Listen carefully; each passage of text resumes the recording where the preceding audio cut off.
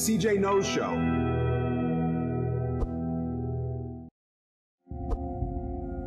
When we got off the aircraft, it was night. We were all under nods. And during the time and the delay, the airfield had been secured.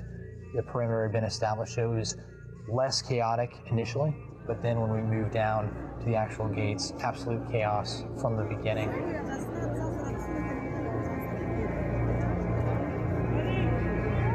You have a giant crowd of 3,000 people. It's just, it's inevitable with like that situation, that amount of people.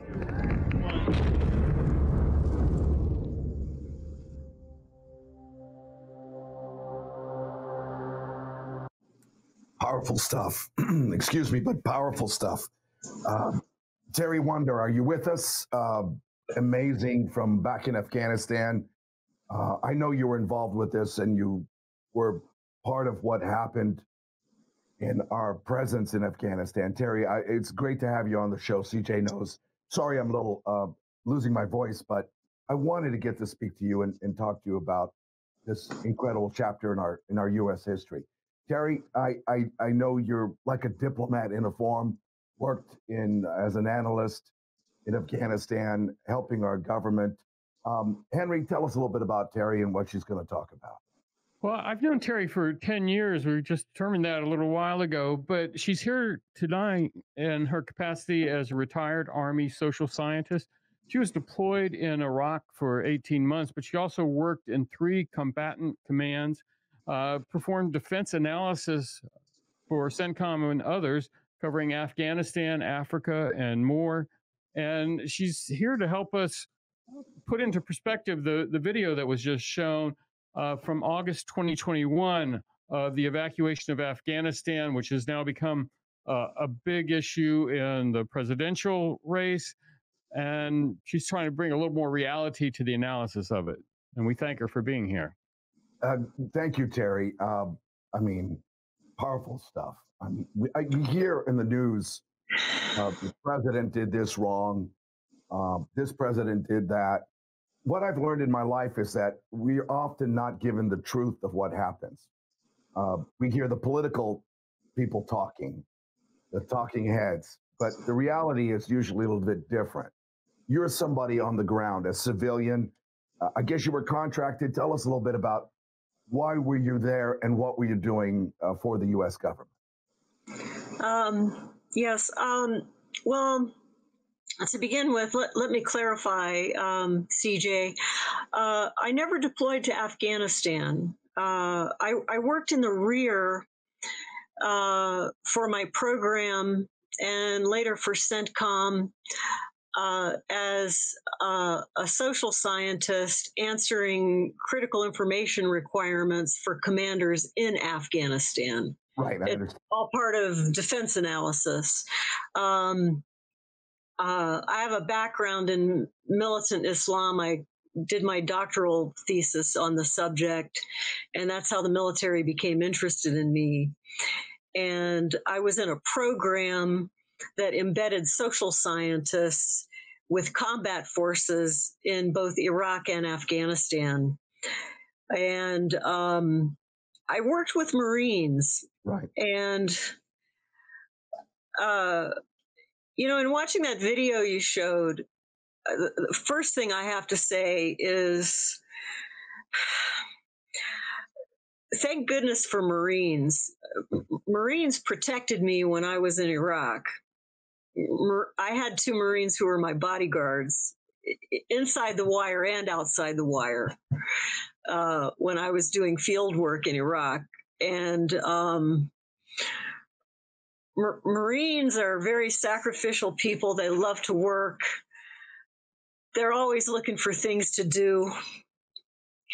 And that evacuation in which that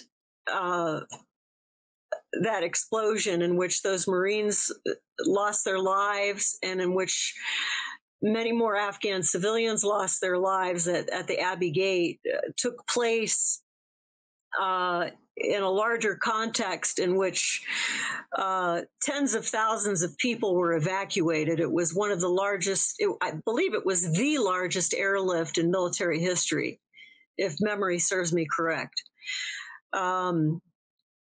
I have colleagues who lost their lives in Afghanistan, social scientist colleagues, Right. two, in fact. Afghanistan is tough territory.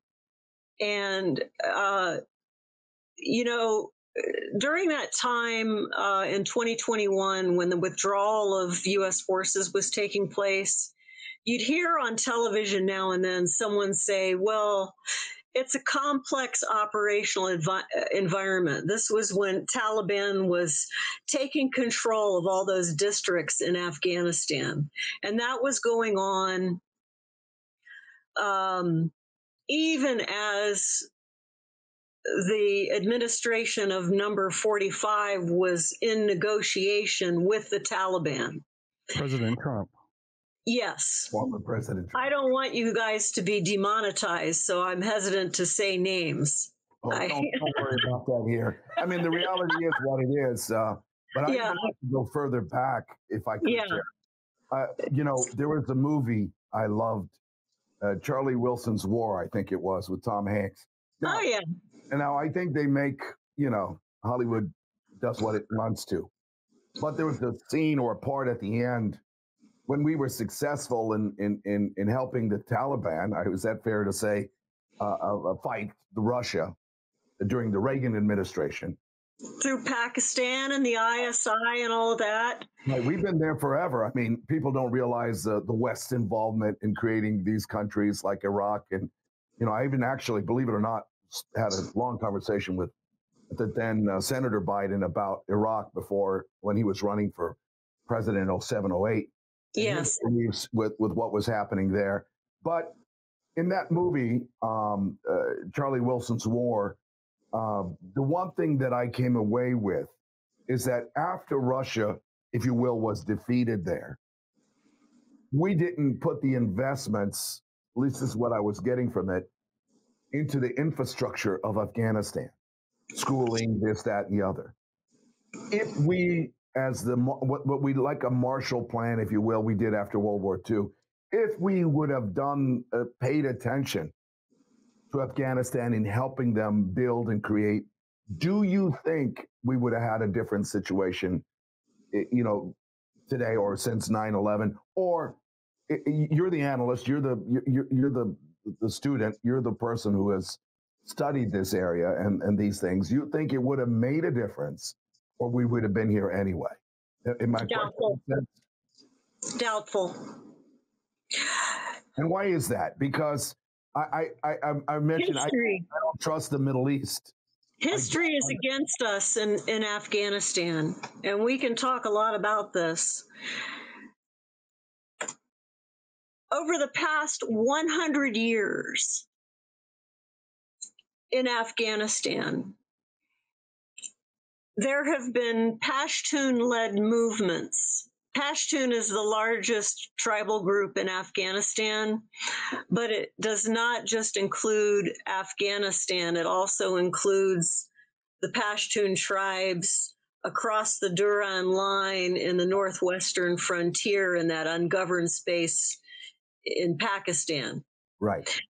And the Pashtuns, if you look at them overall, and the great game that has been played between Great Britain and Russia going back into the 1850s and so on, and even deeper back to that. If you look at these movements that have led to warring in Afghanistan over the past 100 years, they've all been Pashtun-led, and they have been successful, and they've all been against women's equality, against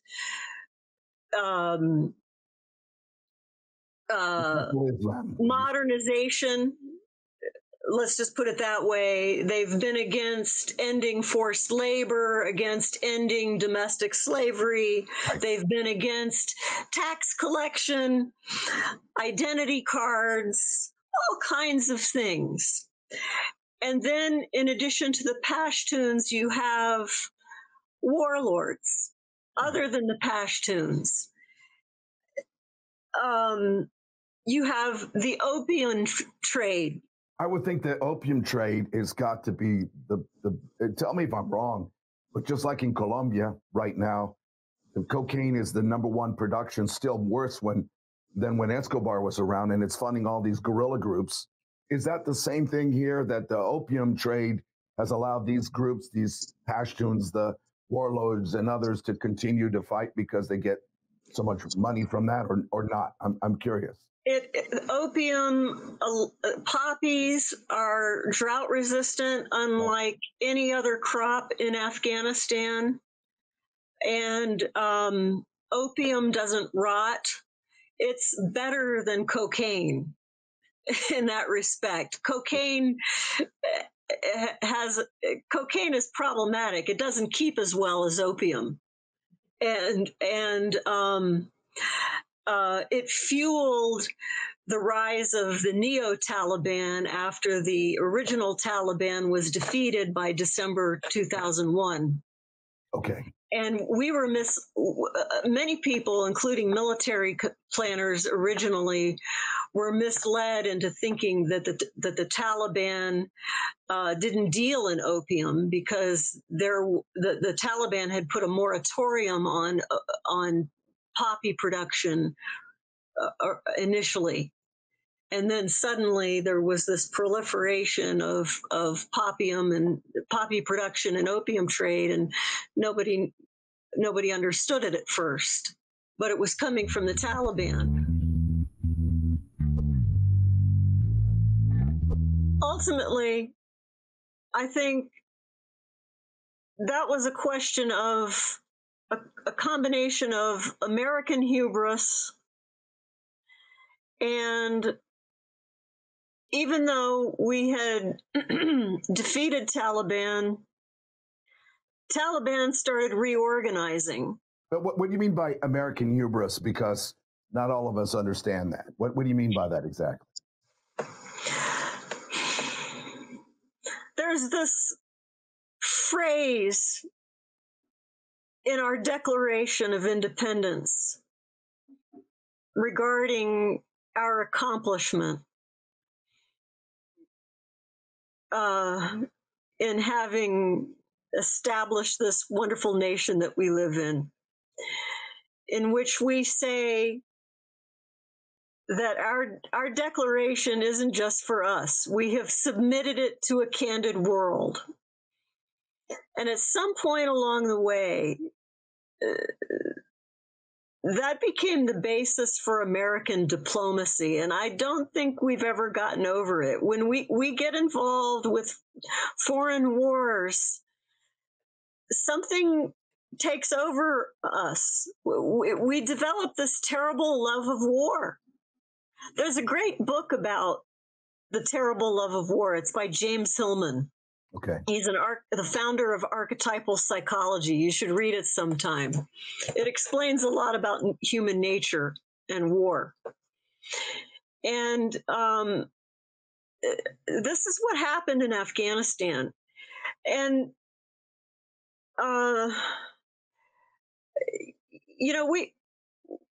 we thought we could do something there. We thought we could build a nation there. We thought we could have a Marshall Plan there. And we were more successful in Iraq with helping the Iraqis create a new constitution and have elections and all of that in a way that we weren't in Afghanistan. And a lot of this has to do with the operational environment being very different in Afghanistan than it was in Iraq. Is your failure because you knew, and you know that it was going to be a failure? Yeah, I did. I'm good at predicting failures. Well, I'm like Cassandra screaming at the universe. if you're a student of history, which you are, I'm more of a student of anthropology. Well, but you know what I mean. You're a learned individual that look what happened here before. Look what's going to happen. And it's clearly not going to change in just a few minutes of billions and trillions of dollars and bringing the American way to these people. I mean, you know that based on your study. Yes. And see, what was going on in Afghanistan was not civil war. See, military planners, our commanders, I love them very much. I worked with them, and I had great relations with our military commanders when I was downrange in Iraq, when I was working with them and communicating with them from my time in the rear, and they were downrange and so on. But they're hardwired to see complex situations where you have complexity of multiple warring groups in the battle space as complex civil war. And they understand complex civil war. But what they don't understand is something that I understand, which is primordial warfare. Group against group, people. Think of Apocalypse Now and going up the river, Colonel Kurtz, Joseph Conrad, that kind of warfare where you have warlordism. A lot of the terms that were sold to our commanders in the operational environment of Afghanistan to help them understand things were very misleading because, for example, to help resolve conflict, Afghans have these group sessions that are called jirgas, and they're supposed to prevent social instability. Right. And a jirga is a group of people who get together, tribal groups or ethnic groups. They have these things called jirgas. The jirgas are supposed to prevent social instability. And, well, that's not true. Actually, they're supposed to restore honor.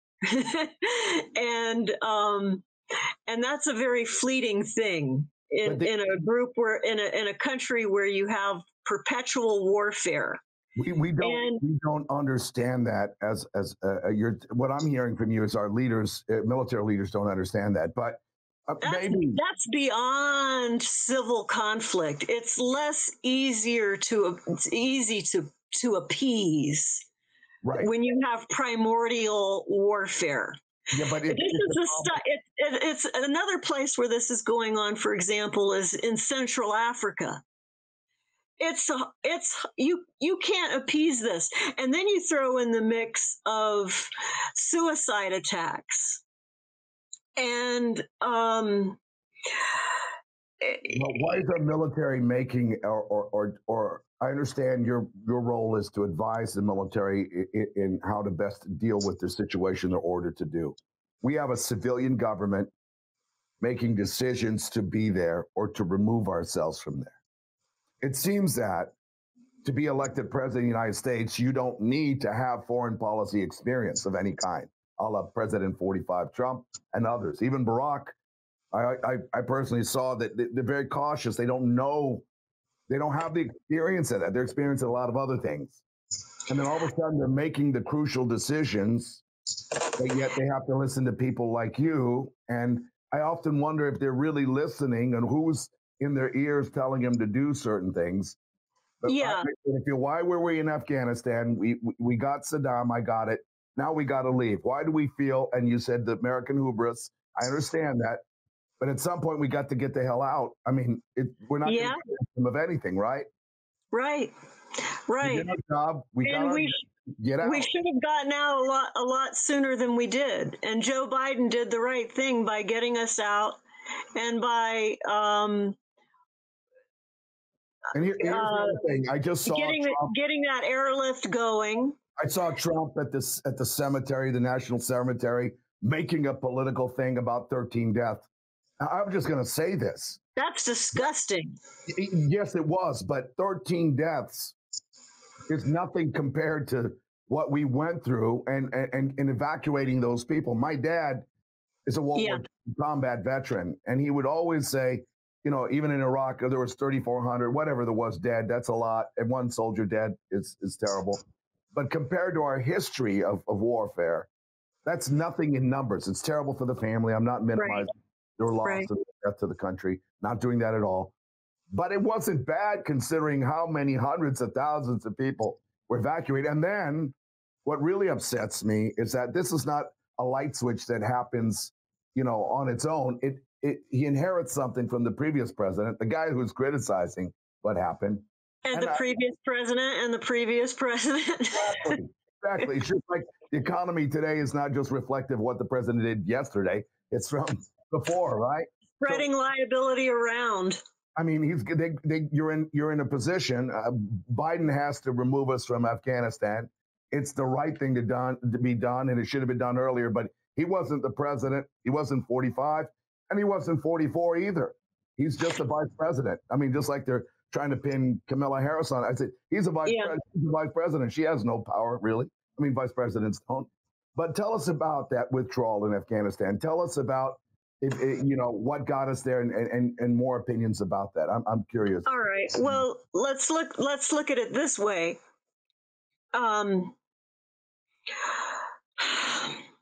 Just from a military perspective, in Afghanistan, there are 387 political districts. Right.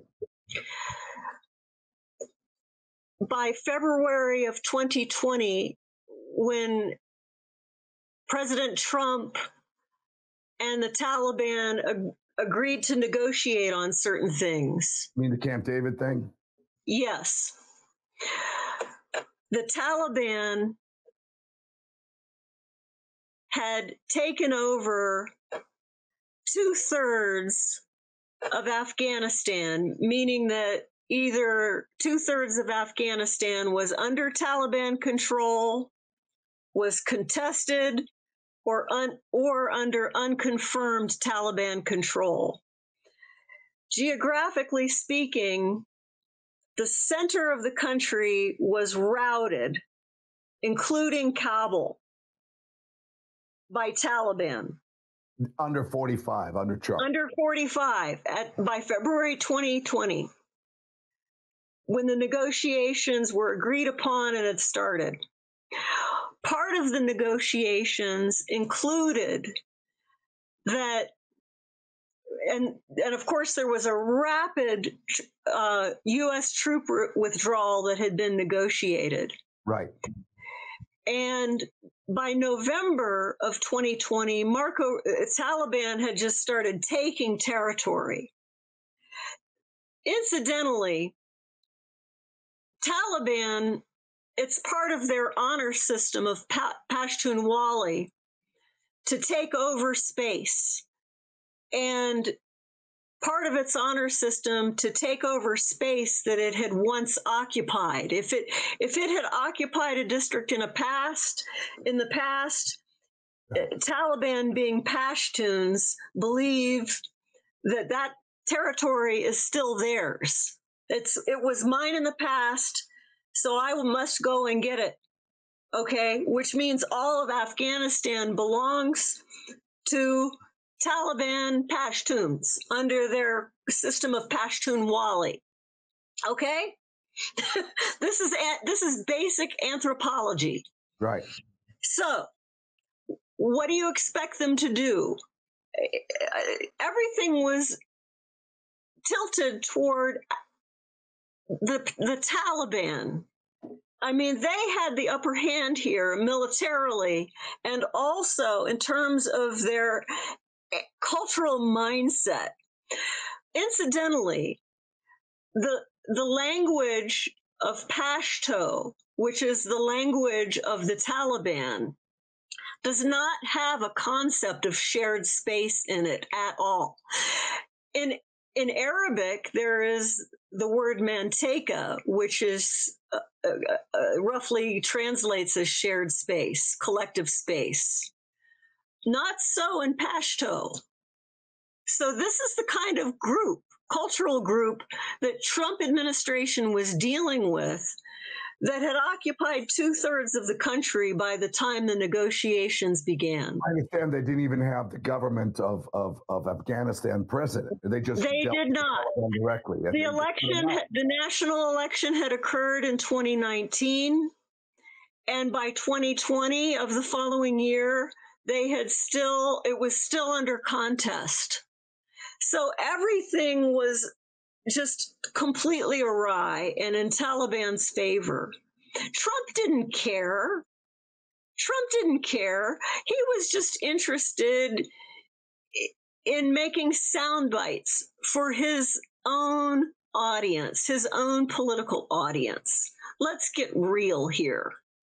So the Taliban began, they're not honest brokers. They began doing what they do, taking territory. Mine. That territory was mine in the past. I'm going to go out and get it. Trump is letting us do it. We're doing it. And that's what they did. And they continue to do it all along. They drew down. They allowed Taliban to take control. They negotiated with Taliban only. That tells me that they knew what was going to come. Of course. My understanding is that they even drew up the plans for the withdrawal. Is that true? Yes. And the other thing about the withdrawal during this time is that U.S. forces who remained were hamstrung because part of the negotiations included that they really couldn't protect Afghan national security forces on the ground anywhere against Taliban attacks. U.S. helicopters, attack helicopters, were not permitted to fire within 500 meters. And so that demoralized Afghan national security forces. They basically retreated. If you would have studied the Vietnam War, and I spoke at length with a friend, the person that gave me my Eagle Scout, General Ross, and he was a 4-star general and served in Vietnam as well as Southern Command. He was General of Southern Command back in the day when it used to be in Panama. And he would say, if the politicians would keep the heck out of our way, we would have got it done and out of there and so quick. Of course. We would have learned our lesson that you can't have, you got to let the military run when you make the decision to go in or don't go in or make it very clear your objective, do your objective and get out.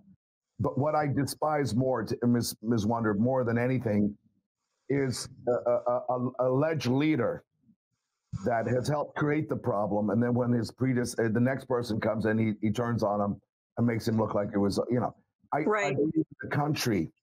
I believe in democracy and the goodness of supporting our troops and supporting our country and the decisions that were made, whether, there are mistakes made for sure. You can say mistakes were made, but, you're in a no-win situation. It was awful. Trump wouldn't even share information with the incoming Biden administration's transition team after the election.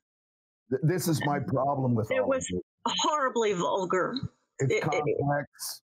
It's something that is the average U.S. citizen or person is unaware of. It's not a simple thing, and requires. And I think after 9/11, we weren't ready. Our intelligence was not focused on what it needed to be. It was a new era, if you will, the kind of stuff you do.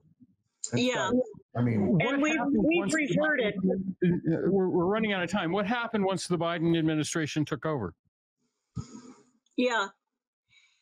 Well, once the Biden administration took over, Biden recognized that the administration recognized that we needed to get our diplomats and our Afghan allies who had helped us out of there.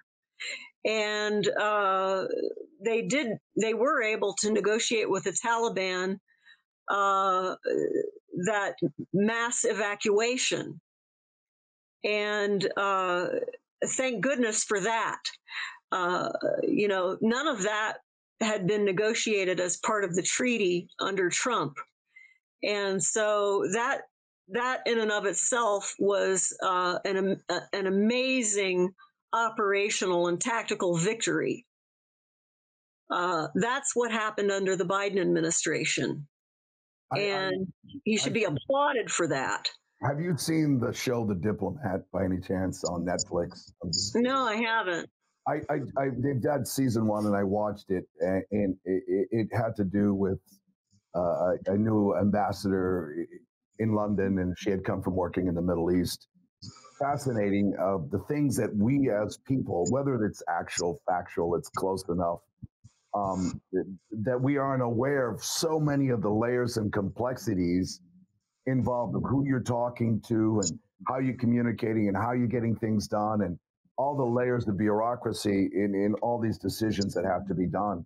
And it's quite fascinating. I think your life, maybe in this era, has been quite fascinating. I mean, I hope you're still involved in some form in advising and educating or writing books, because I mean, our average person is unaware. They try to break everything down into simplicity. You know, you're president, you withdrew, 13 soldiers died of Marines, so you're a terrible human being.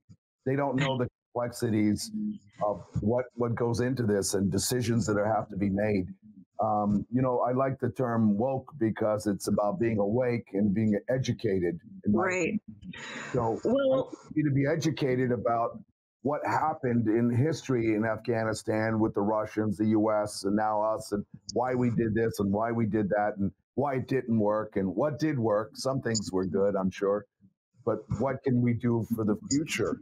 You know, right. We don't have time for this show, but I would really love to know from you more specifically, and it was my fault to try to go all over the place with this, but where are we today?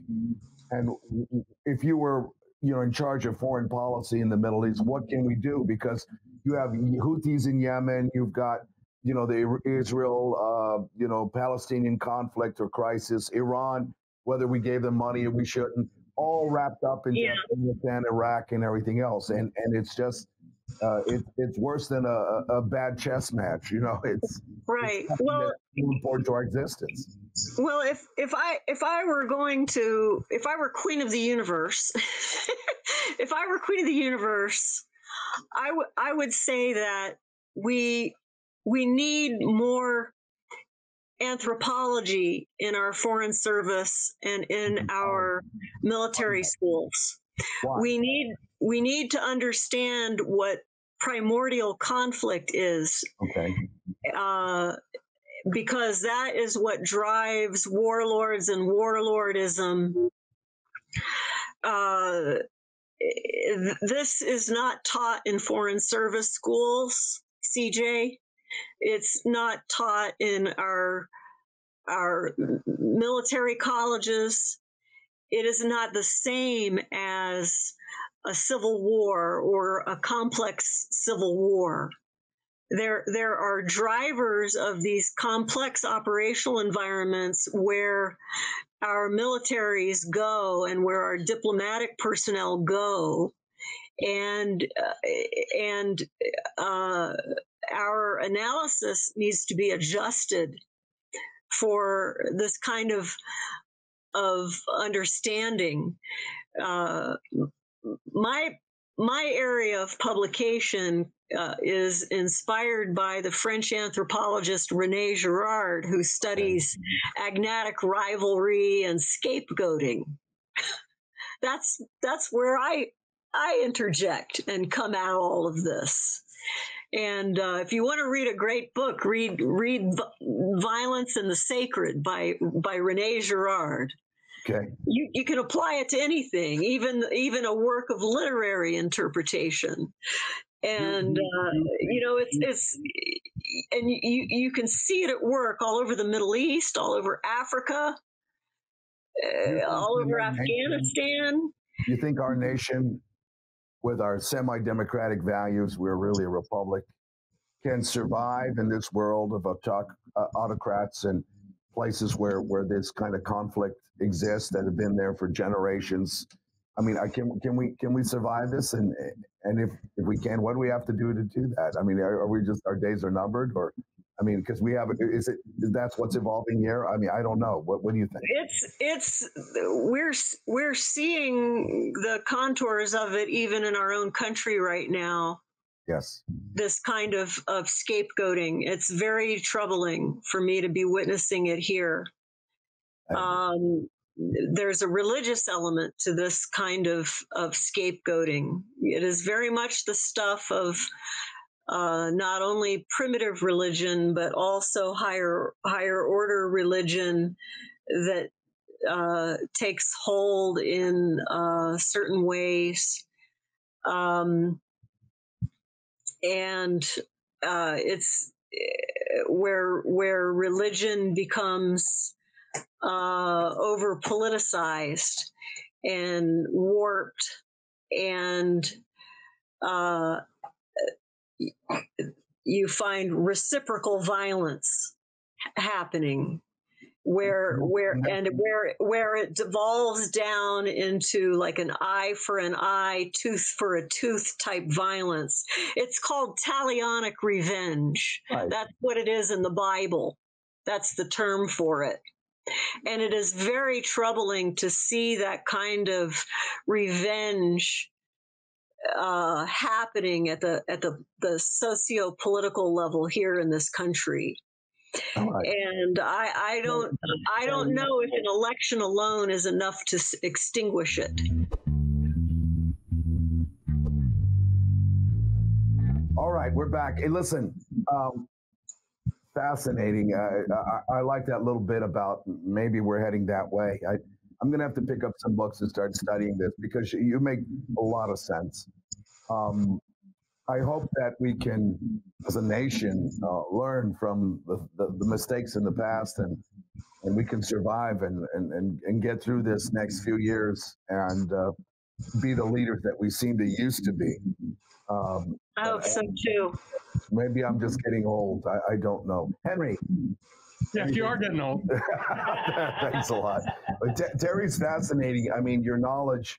And I think what you learn is that you have to be a student of somebody that thinks, that's well-read, that looks at all sides, and then can have the ability to form an opinion based on a lot of different material and facts. And that opinion will make sense if you're open-minded. I don't know.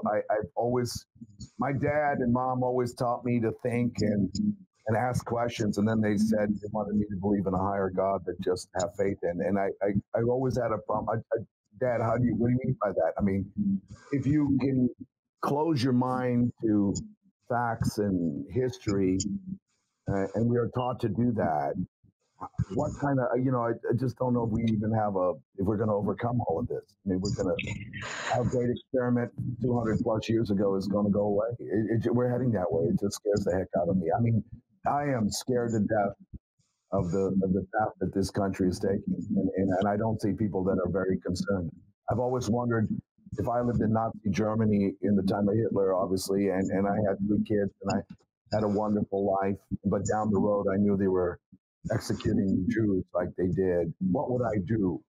When is it that I need to get involved? And when I find people, even my wife was talking to her the other day about what's going on politically, and she said, well, let's focus on what we do. I could hold it. But when are we going to stop and we see what's happening and we don't do anything about it? I mean, when does it come, when do I have to stand up and do something? Well, you're doing something right now. I applaud you for your show. Well, and every one person carrying the message on your show. Well, this is from Henry. Henry for years did the political talk show in the Tampa Bay area, a radio show, and I used to hang with Henry. And I do agree with you. We each have a responsibility to do as much as we can to leave our place better for the next generation. You, Terri, obviously have done that in the field as a student and as a counselor to leaders in our military. And I hope you continue to do this to the average guy and break it down into layman's terms and inspire young people to go forward. Otherwise, we're in trouble, I think. I don't know. Thank you. Yeah, well, it's been a real pleasure. I've enjoyed the time here with you today. And I need to get with you, and I need to learn more about from Iraq all the way and to the future. We're going to do that again. Thank you. Yeah, you're welcome. Thank you. I hope we do.